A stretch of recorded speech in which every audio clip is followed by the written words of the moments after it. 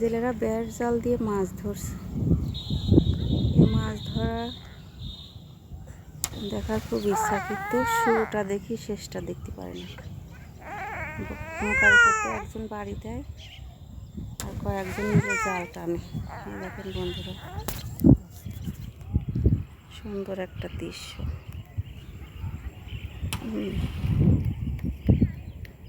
সুন্দর দৃশ্য মাছ ধরার। এটা হচ্ছে কুমারখালী গড়াই নদীতে মাছ ধরে। অনেক দূর দূরান্তের মানুষ এখানে এসে মাছ ধরে। দেখেন একজন বাড়ি দিচ্ছে।